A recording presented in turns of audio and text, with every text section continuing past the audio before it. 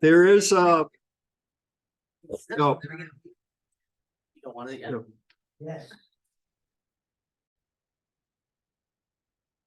Sorry. Okay, the coming great global spiritual awakening. And I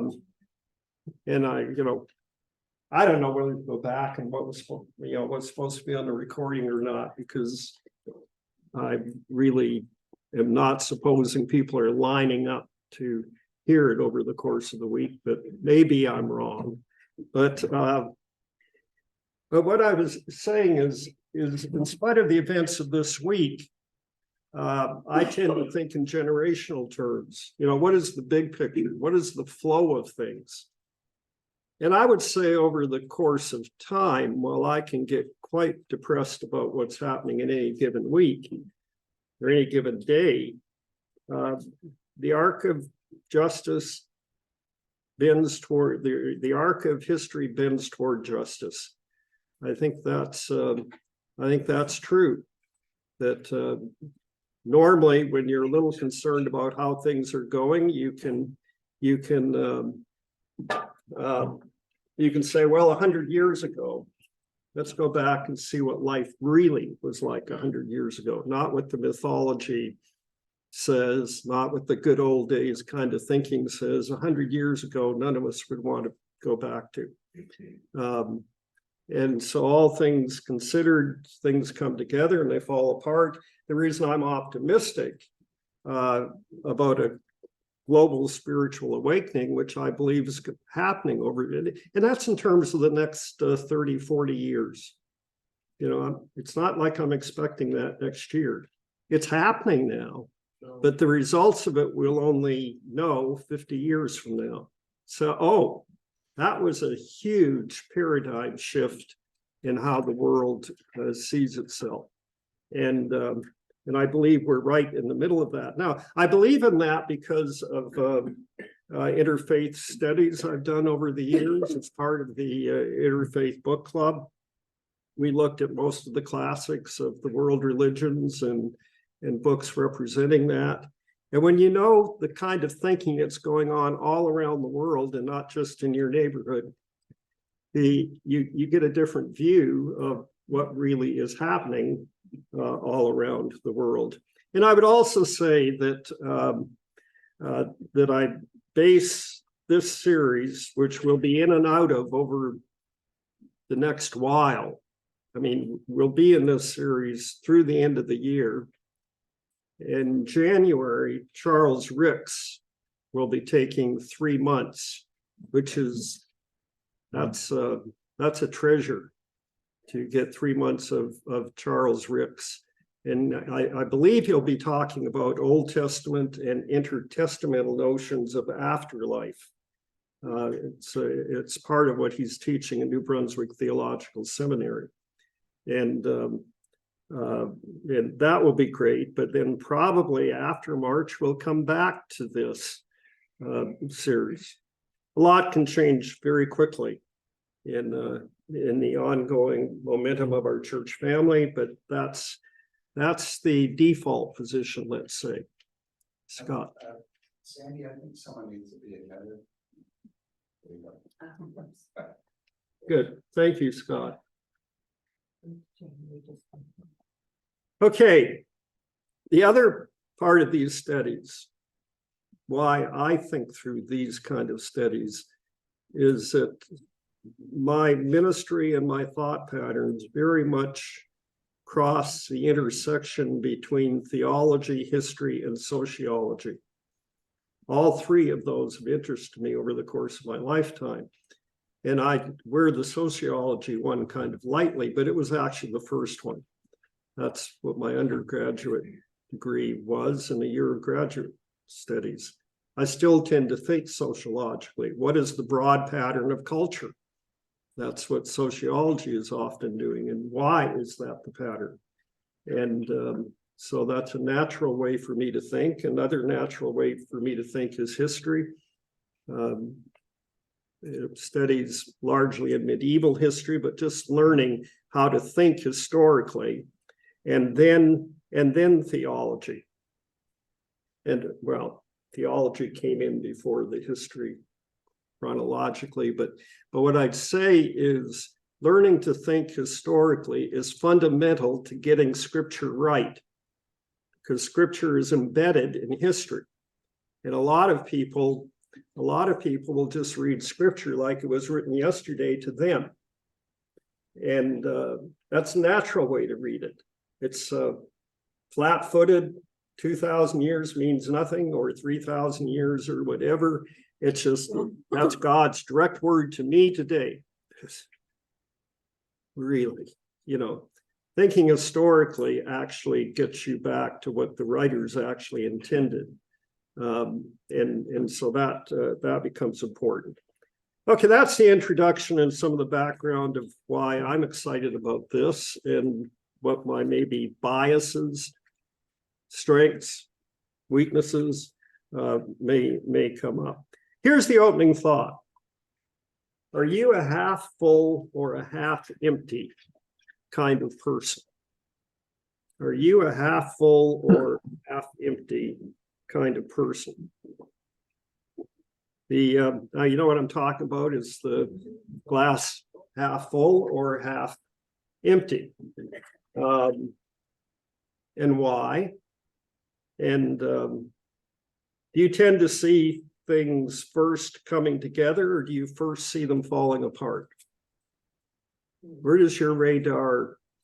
And there, you know, it's just the way we're wired. I'm not particularly concerned about this, but why, you know, are you a half full person or a half empty person, and why? Some of this question will be rhetorical. I'm glad to see a hand or two. But having said that, I really want everyone in the room to give thought to that question, and then to why. What makes you see it one way or the other, Eva? I think of myself as a half full, glass half full. However, it's not a natural reaction. I had to teach myself to see the world this way, because my natural tendency is to go to the negative side. Yeah. And it never served me. The moment I go there, it's doom and gloom. You crawl under the rock and you die. That's basically, you know. Okay. So I had to see why, because it brings a different perspective to the whole day ahead of me. It means doesn't matter what happened at this moment, there is always a silver lining around it, and there is a purpose for it. Okay, discussion over. No, no, that is such a good comment. I mean, that is so well reasoned. The half full kind of person, but I had to teach myself. Anna. I was really thinking about this. And at one point in time, I was thinking, well, you know, if you approach it as a half empty, when something good happens, you're pleasantly surprised. And when something bad happens, you're not really that disappointed. But I think as I come to think about my attitudes and stuff, I'm really a half full kind of person. I mean, because in a lot of ways, in the whole scope of the world, I've led a charmed life. I had problems. I had epilepsy when I was a child, but I was born in a time when, okay, what medication do we need to give you? Got it straightened out, and I went on as normal. And my father died when I was 18, and that was, of course, a big struggle. But it also, I can see how it made me strong. And my dad had treated me in a way that, I don't know, gave me confidence that I could do something. I could keep going. But it was really, really hard, as you can imagine. But I don't know, I expect everything's gonna work out. Yeah. I feel like I had a bad car accident. And I stood by the side of the road watching the car burn. Mm, And I could see myself in there, but God made sure I didn't get knocked out and I got out of the car before the inside of it burned up. You know, I just Yeah. kind of, I can see how God is working mhm. and. No, that's a good illustration. Yeah. Yeah, I think I'm a half full kind of person, but I'd see my car burning up. Anna saw the fact that she wasn't in it. I thought maybe makes her the legitimate half full person. Dee? Me on the other side is, sometimes some people see the glass half full, some see it half empty. I see the river. You see what? I see the whole river. Ha. And sometimes I realize that there's something that is, that's too good to do. I have the sense that, nothing is my control, but things will be all right. So, as far as why maybe I'm like that, I can only assume maybe when I was growing up, very early on, I used to be surrounded by much older people who was for my dad that would take me in, like my world was very safe. The people that I was around, I felt like my world was very safe and that stayed with me. That yeah, it's there may be trouble, but it will be okay. Yeah. It will be fine. There could be worse, and I have seen worse. And so when thing doesn't work out for me, I'm like, you know what? I've seen worse. I'm lucky. And when I went to the after the earthquake, I went to the Yeah. When I went to 9/11, sometimes how bad things can get. So, Yeah. Okay, yeah, there are moments like 9/11 days, it's hard to see the river. yeah, That- and in fact, that's surprisingly cheap. The image is still there. That's when I see the river. When I saw the image, it didn't cut it out. I was completely close. The next day, I balanced it down there. As I was in the event going down West Side Highway, we get into, and when we get into the city, people were on all sides. There was such a sense of reassurance that things was okay. Everybody comes together. We were just human beings Yeah, all together there for each other. So that was that was a very amazing thing. yeah, you'd almost like to say to a lot of our national leaders right now, you know, come on, get serious. Let's remember how we were in the days after 9/11. That's actually how we're supposed to be, like all the time. Yeah. You know, but we're just playing games now, and could we quit? You know, but anyway, half full, half empty. Do you tend to see things coming together, or first see them falling apart? And maybe anyone want to, I mean, it's the same principle really, but Aaron? I was gonna say, if you'd asked me these you did ask me this question 15 years ago. I'm pretty sure this is not the first time we've covered this subject. When I was growing up, I was more, until I was like 17, I was definitely the glass half full. Because in like the 5 years that followed that, I lost two of the most important women in my life and watched my family slowly fall apart. Mm-hmm. You know, it's something when the matriarch of the family passes and everybody else just kind of goes, oh, that was nice. And it's the great diaspora. If you'd asked me this 15 years ago, I would have said I was a glass half full person again. Maybe it just depends on where my outlook is, because Yeah, you know, but you have a choice. if you'd ask me now, I'm more of a glass half empty. I'm waiting, I'm hoping what trying to think of the aphorism. Hope for the best, plan for the worst. So I don't know where that puts me right now. John? I'm a risk manager by nature, that's where my brain works, so I always look at the scenarios that could go wrong, that I ask myself, how do I pull it together?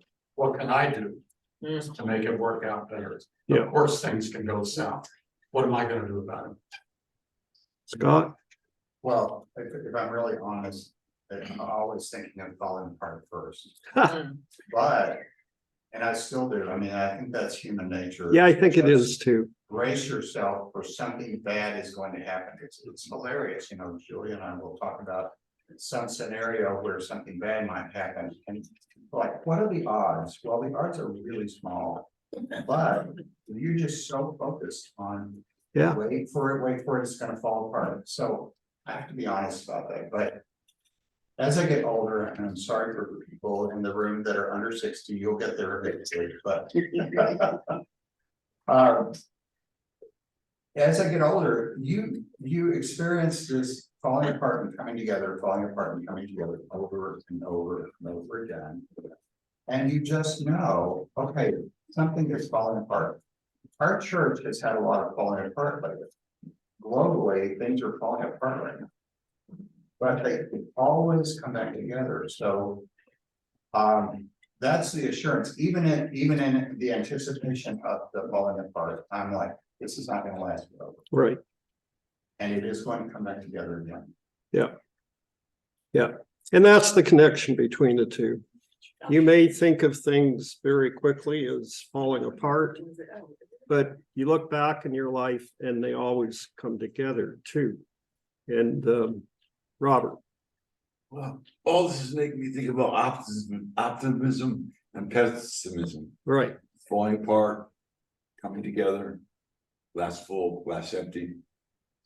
I hope that I'm optimistic. I try to be.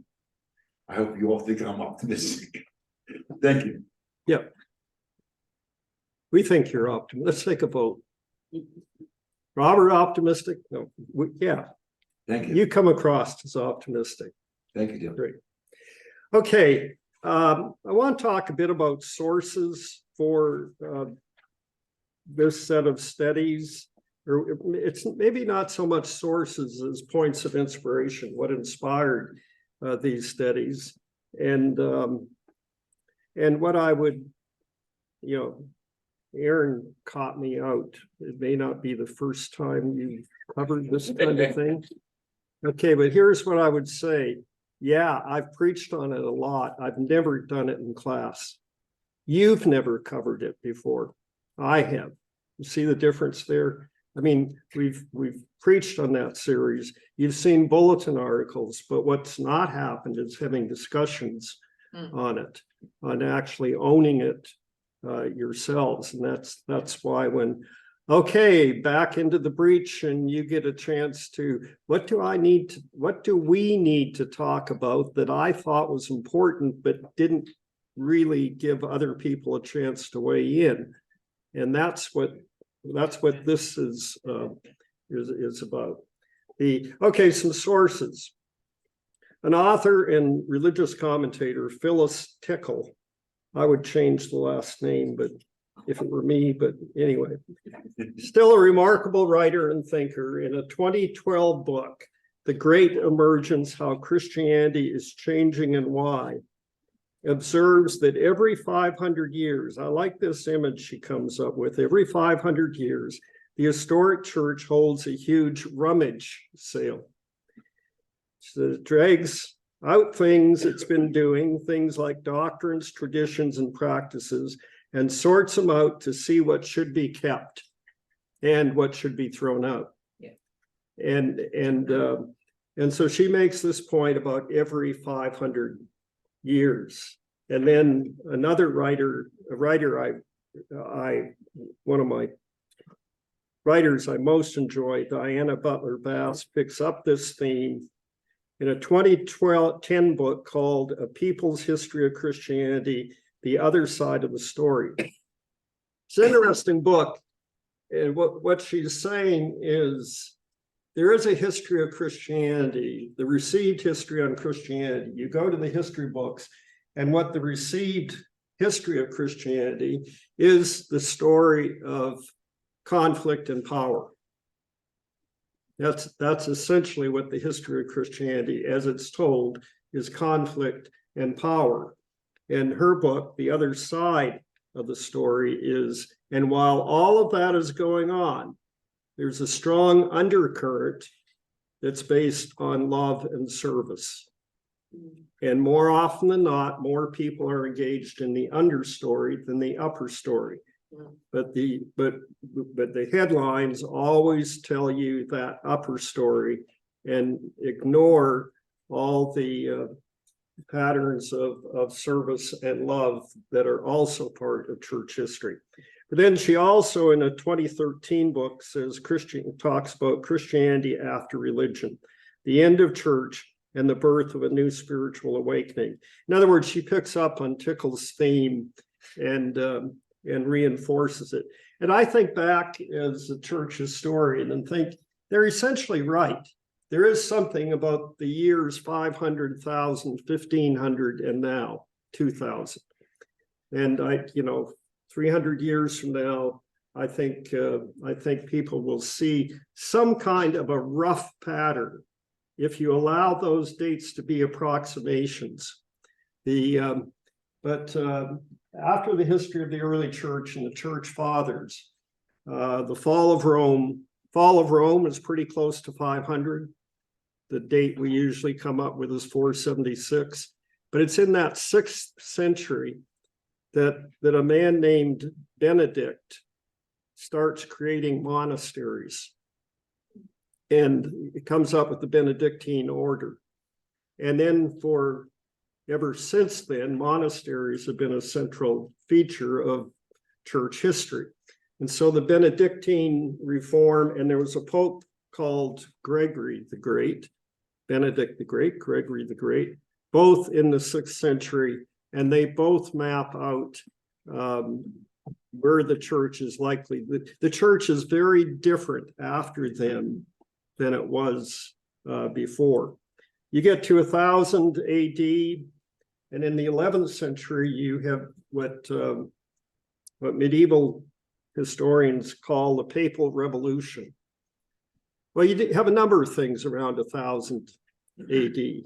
A few years later, 50 years later, there's the split between Eastern Orthodox and Roman in the Roman Catholic Church. That was the first big split between, until then, church was just considered the church universal, for which the term was Catholic. Small letter C. You may have picked that up over time. It's just the Catholic Church. It wasn't capitalized. After the split, it's going to be more and more capitalized. There's them and there's them. But also, I think even more importantly for our terms, in Europe itself, you have the Papal Revolution. Literacy comes back into play. Law is rediscovered after the fall of Rome. There was little communication, little ways of controlling people's thought because they didn't have literacy. Law had essentially disappeared. Life was pretty much a 15-mile affair for about 500 years. I mean, no one moved much beyond 15 years from where they were born. I don't know, 1-2% of people maybe did. There certainly some did. But for the average person, it was just a matter of living in the valley you live in, and that's where you die. But around 1000 AD, with increased literacy and increased systems of law coming back in, European monarchies begin to rise. And that's where you start seeing what now becomes France, what now becomes England, what now becomes various countries and powerful monarchies. The church gets in on that. Hey, we're the people of God. We ought to have the power. And so the Bishop of Rome starts defining himself as a monarchy and conducting himself as a monarchy, which is still essentially the way it is today. One of the reasons I like Francis today is because he's pretty non-monarchical. But that is a break with Catholic tradition. John Paul II was an imperial autocrat. Nice guy, smart in a lot of ways, but he very much was, an emperor. But Francis not so much. But the Papal Revolution and then the rise in canon law. Now, that's roughly the next 150 years after 1000. So I'm granting you that, but there's easy takes around 500 and 1000. The one at 1500 is probably the most obvious one of all. The Protestant Reformation is right around the corner. Luther, within years, Luther and then John Calvin are going to redo the map of Europe. And I think something comparable to this, if you allow for that 50, 70 year kind of thing we're talking about, is happening right now. And maybe it's just an easy way to remember. Maybe that's what we're going with here, but something is happening. Something is happening here, and premises and paradigms are shifting all around the world while various people in Kremlins and other places think they're running the world. Beneath it all, there are paradigm shifts that they do not control, and that one day will cast verdicts on some of their behaviors. Okay, so looking now at the past and the present. These days, more and more Americans claim no religious affiliation. That's especially true of those under 30. Now, well before COVID, but then accelerated by the pandemic, millennials and others have been leaving the church.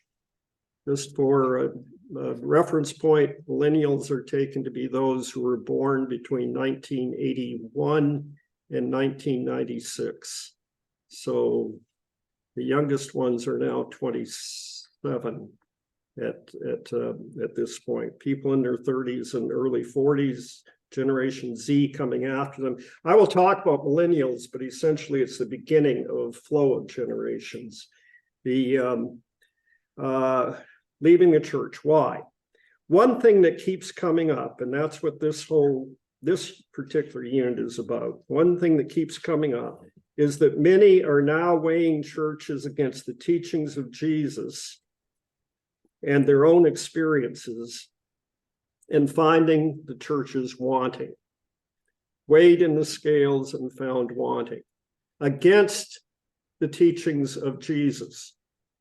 Now, they are not weighing churches against the teachings of celebrated agnostics like Christopher Hitchens and Richard Dawkins or some other clever, articulate non-believer.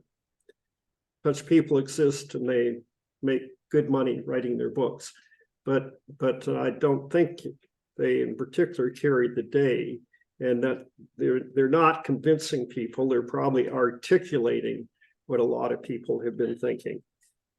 But what is happening is historic churches are being weighed against the teachings of Jesus and found wanting. Now, okay, for the $50,000 question, where is weighed in the scales come from?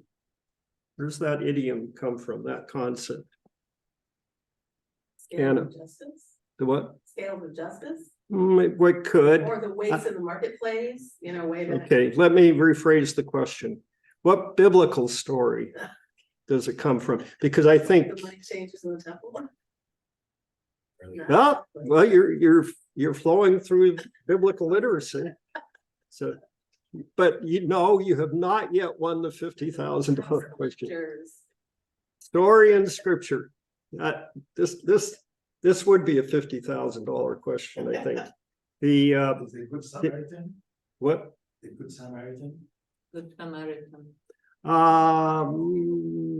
No, not so good. Daniel 5. I know a number of you have read that lately, right? The Daniel 5 is a story of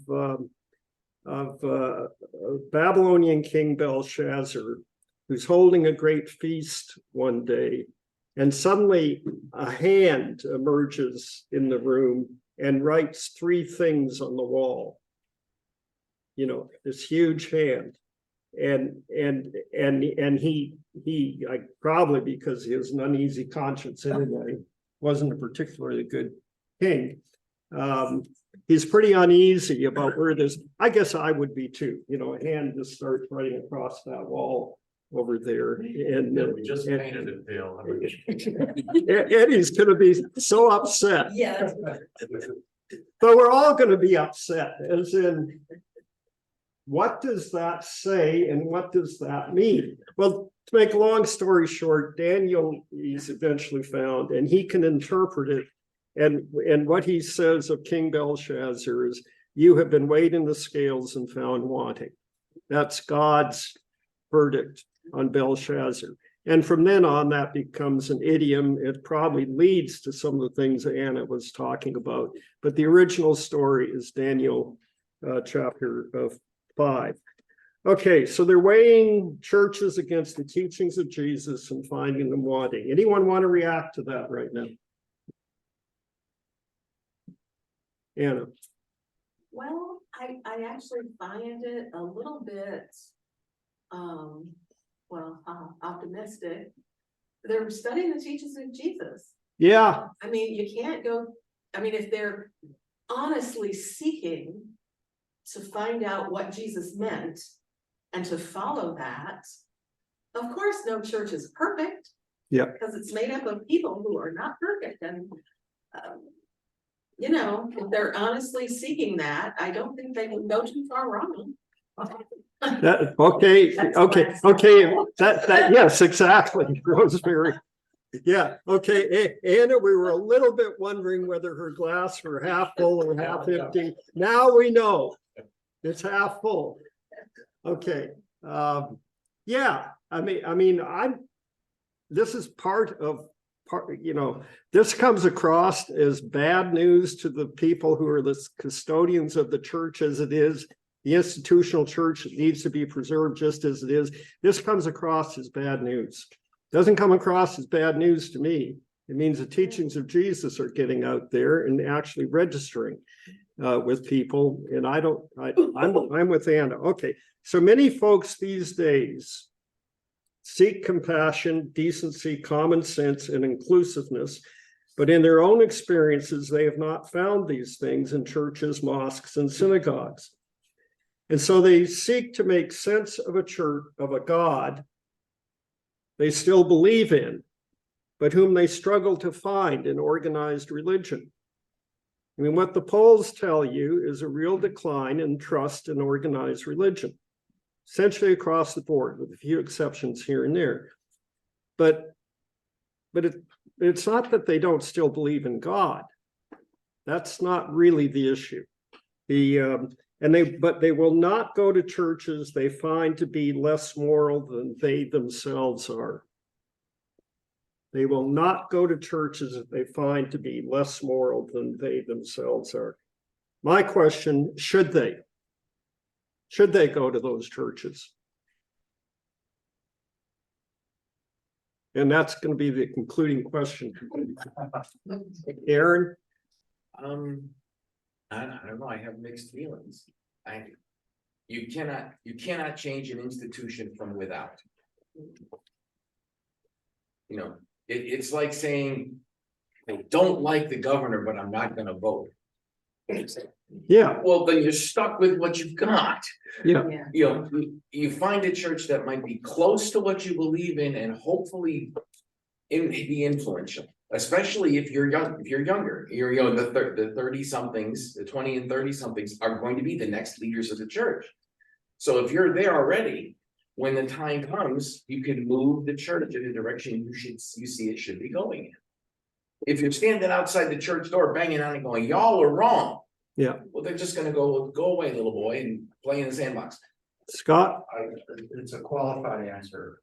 It depends on whether the focus of that church is in authority and control, or if it's in service. And that's the difference, because if you're never going to change anyone whose focus is in who's in control and And what kind of rules are being put in place to make sure that people have that control. I think it's very easy to identify churches that are focused on service. If that, you know, if you keep that as your frame, yeah, you can figure that out pretty quickly. Charles. One thing in my experience in answering this question is that a lot of people in the category that we're talking about who are not going to church anymore. It's also because the churches have rejected them or won't let them come. Right, because they don't adhere to the particular list of things that you need to believe to be a part of that group. So it's also not that they're just not going. A lot of times it's because they've been rejected. Yeah, good point. Good point. Eva? Just quickly from my personal experience, as many of you know, I've been a member of this church for over 40 years, on and off, quite often off, because when I come back recently, I realized that my approach to church was fundamentally wrong and flawed, which is from my personal experience. I came to church